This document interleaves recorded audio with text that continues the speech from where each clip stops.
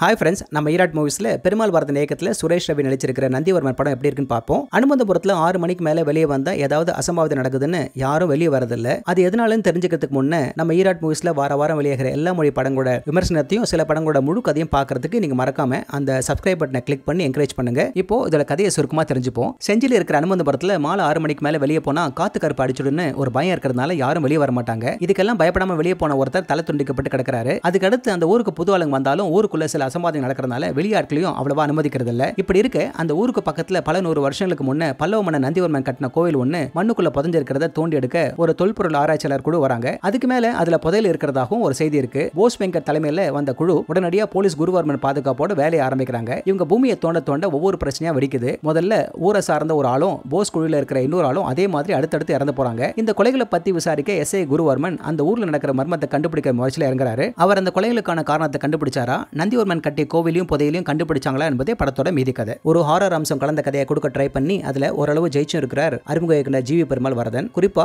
நந்திவர்மன் பல்லவ மன்னனோட பெயரை மட்டும் எடுத்துட்டு அவர் பயன்படுத்தின அருபவாள், அவரோட வீரம், மரணத்தோட பின்னணின்னு ஒரு கற்பனையான கதையை பின்னி அதற்கான ஒரு அனிமேஷன் காட்சின்னு படத்துக்குள்ள சுவாரஸ்யமா எடுத்துட்டு போறாரு. போலீஸ் அதிகாரி குருவர்மனா சுரேஷ் ரவி அந்த ரோலுக்கு நல்ல பொருத்தமா இருக்காரு. ஆரம்பத்துல ஊருக்குள்ள வரும்போதே தலையை பிடிச்சுக்கிட்டு சலனப்படுறதும், பூமி பிளந்த ஆழத்துல உள்ள நடராஜ சிலையை பிடிக்கும் போது நந்திவர்மனோட மறுபறவையா இல்ல அவர் வழி வந்தவரான்னு ஒரு ஆர்வத்தை தூண்டுறாங்க. அடுத்து நந்திவர்மன் யூஸ் பண்ணதா சொல்லப்படுற அந்த அருபவாள், அதோட கைப்பிடி மட்டும் தான் கண்ணுக்கு தெரியும். அதுல எதிராளியோட ரத்தம் பட்டு தான் அதோட மீதி பகுதி தெரிய வரும். இதோட அனிமேஷன் நல்லா வந்திருக்கிறதுனால அதை பத்தின ஒரு சுவாரஸ்யத்தை உண்டாக்குறாங்க. இதெல்லாம் பாசிட்டிவா இருந்தாலும் இதுக்கு மேல லிப்சிங் மாதிரியே எல்லாமே நான் சிங்க்ல போகுது. இந்த கதையை சுவாரஸ்யமா கொண்டு வரதுக்கு நிறைய எஃபர்ட் போட்டு இருக்கிறது தெரிஞ்சாலும் எக்ஸிகியூஷன்ல சுத்தமா கோட்டை விட்டுட்டாங்க. சுரேஷ் ரவிக்கு வாய்ச்ச ஒரு நல்ல ஒரு வாய்ப்பை எனக்கும் படத்துக்கும் சம்பந்தம் இல்லாத மாதிரியான ஒரு பெர்ஃபார்மன்ஸை கொடுத்திருக்கார். மொத்தத்துல இந்த கதைக்களம் வரலாறு, மர்டர், அமானுஷம்னு ஒரு சுவாரஸ்யத்தை ஏற்படுத்தக்கூடிய விஷயமா இருக்கு. சில பல குறைகளை தவிர்த்திருந்தா வேற லெவலுக்கு போயிருக்கும். படம் பார்க்கலாமான்னு கேட்கிற ஆடியன்ஸுக்கு சொல்ல வரது எதையும் நான் குறையா நினைக்க மாட்டேன். இதுவும் ஒரு அனுபவம்னு நினைக்கிறவங்க தாராளமா பார்க்கலாம். ஓகே ஃப்ரெண்ட்ஸ், இதே போல இன்னொரு சுவாரஸ்யமான பட விமர்சனத்தோட சந்திக்கிறேன். இந்த விமர்சனம் உங்களுக்கு பிடிச்சிருந்துச்சுன்னா